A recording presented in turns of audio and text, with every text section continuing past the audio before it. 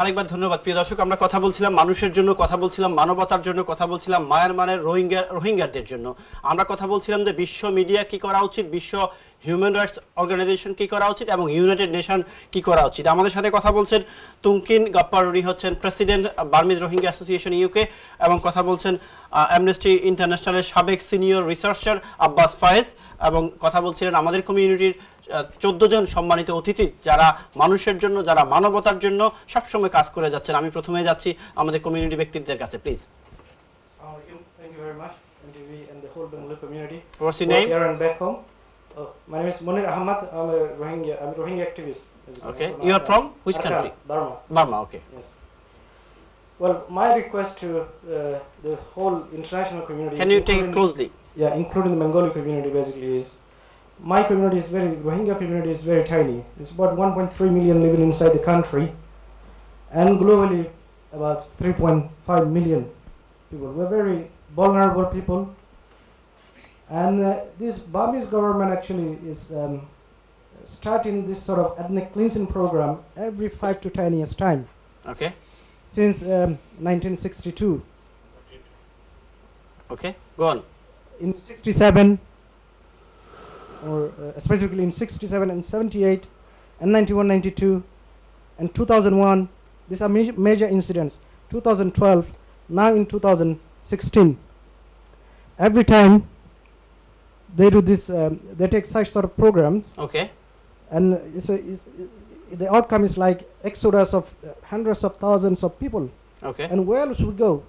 One side is sea, the Bay of Bengal, Indian Ocean, and the other side is Bangladesh. Okay. And what's your question? What's your question, please? What my question is, Yeah. well, according to the experts, they're saying the UN is silent. Yeah. The international community is silent. Yeah. Do my people deserve to die silently? Thank you very much. Abbas, is your question. You will give. And then next one, please. I think can I take 4 or 5 questions together? Sure, Yeah. of course. Please, go on. My question. Go on. My question is to my Microphone. honorable guest Abbas, Mr. Abbas. Do you think that United Nations itself violation human rights by not taking any action against the Rohingya? Thank you. Next, please. Next. Thank you for giving me a chance. In fact, we are looking dirty politics in the world now. Okay. My question is this a part of dirty all politics? Sorry, can you ask again? Is this a part of worldwide dirty politics? Again. Because we are looking very dirty politics in this world. Okay. Is this a part of that politics as well? Thank you. Abbas will give the answer.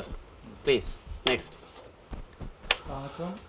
My name is Faisal Jamil from Convener Voice for Bangladesh, UK. My question is, Mr. Abbas, that OIC, International Islamic Organization, they have anything to do about the Rohingya people, and to Mr. Khan as well, that in when Myanmar got freedom from British, there was 136 ethnicity. Okay. Now is 135. They dropped the Rohingya. It's 1974. Why? I mean, they dropped it from 136 to 135. Thank you. Can you give the Faizal Nur Bhai, please? Assalamu alaikum. Thank you, Ataullah Faruk, for organizing such a wonderful topic.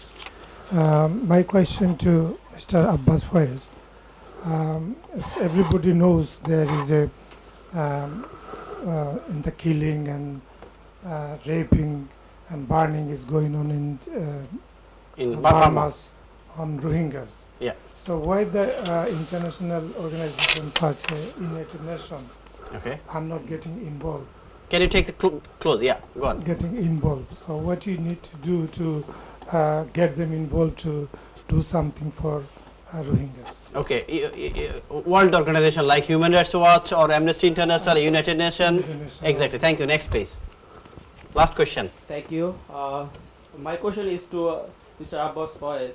what do we think? Why Bangladeshi government are not taking any action against this? Because in whenever genocide was happening in 1971 in our country, as a neighbor, India helped us a lot. But now at the moment, for another neighbor like Myanmar, genocide is happening, but we are not doing anything for that. At least we can open our border as a temporary basis. So what do you think? Why they are not taking any action against? Thank you very much. We are a very small country. India is a very large country. That's why I think Abbas will tell briefly. Abbas, lots of questions to you. Yeah, please. lots of questions. So which one shall I start? From the first. I think the main one is about the international community, international human rights organizations, the United Nations. Yeah. So let's just talk about it.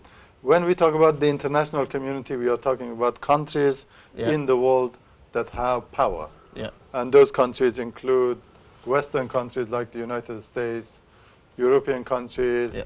They also include India, they include China, you know, all of those governments who have really power. And I mean, Russia, of course. Yeah, I mean, these countries, somebody mentioned about dirty politics and all of that. There is quite a lot of that going on. I mentioned earlier that, you know, Burma, Myanmar has got a lot of oil.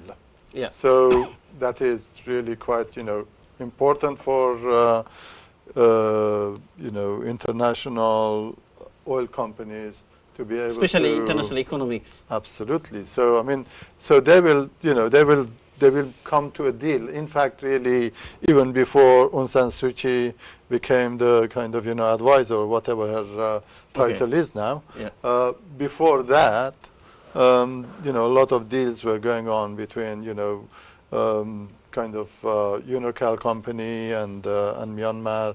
Unocal is one of the biggest oil companies in the world.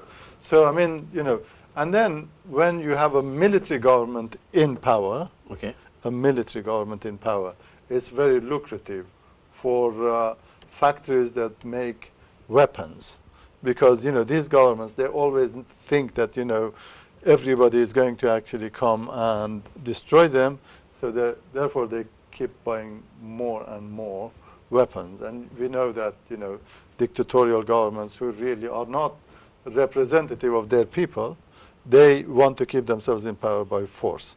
So that's another kind of, you know, answer to you in terms of dirty politics. So when those two are together, the international community is not going to be doing anything.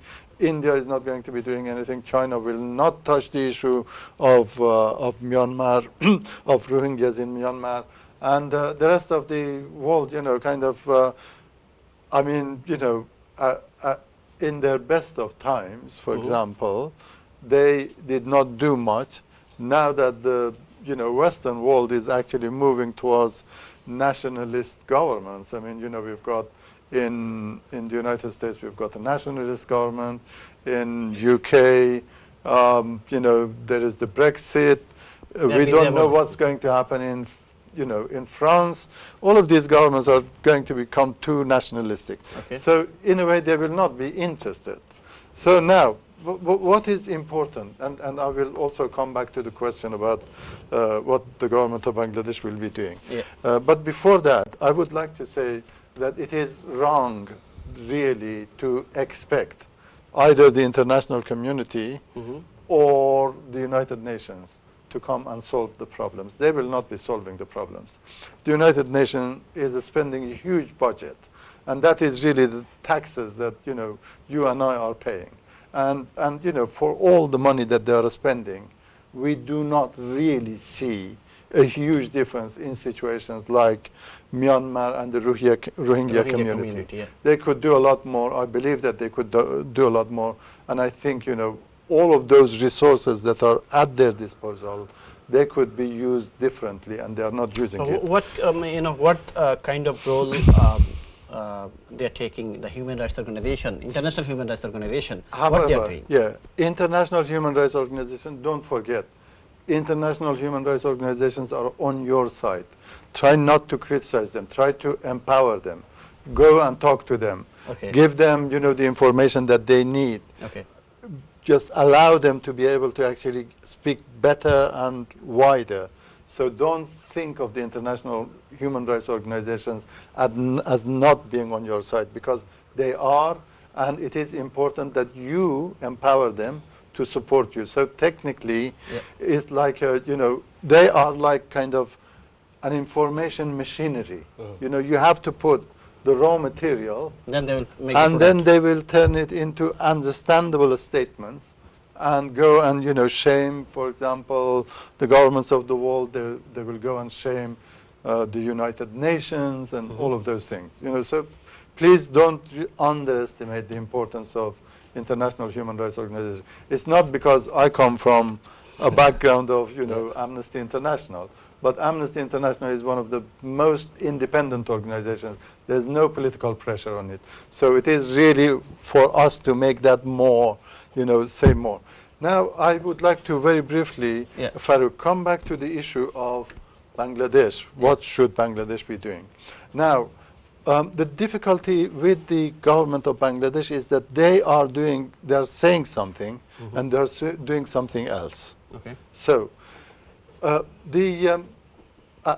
it is not just the government of Bangladesh. All the governments who are saying that they are Muslim and Islam is important for them and all of that.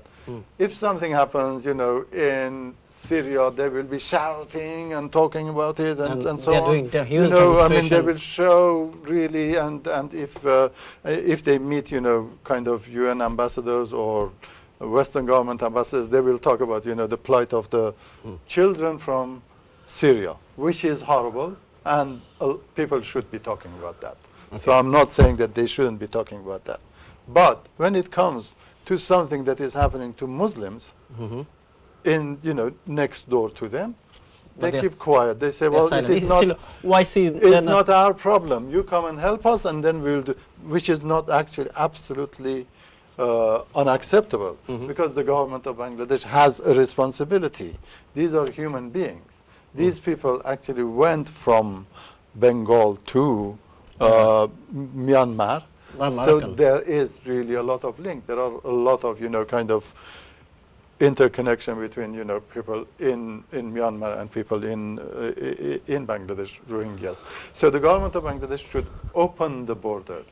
And when they say that, it is not, the international community is not supporting them, of course, they should go and ask for support from the international community, but they should also open the door. They should also, they should also give assurances to the international community that the money that the international community will be giving to the government of Bangladesh will not go to the pockets of the officials. Okay, they will go to the spent. Because, forget about that. They just keep saying that, this is a huge burden and we want more money. But, try to convince people that you will be using this money very judiciously.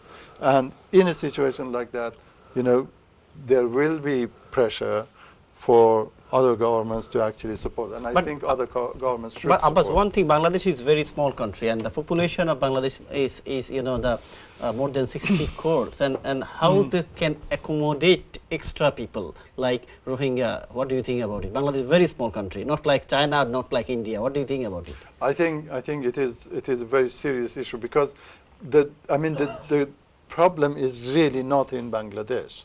Bangladesh should enable them to really, take refuge and then go back to Myanmar, because the problem is in Myanmar.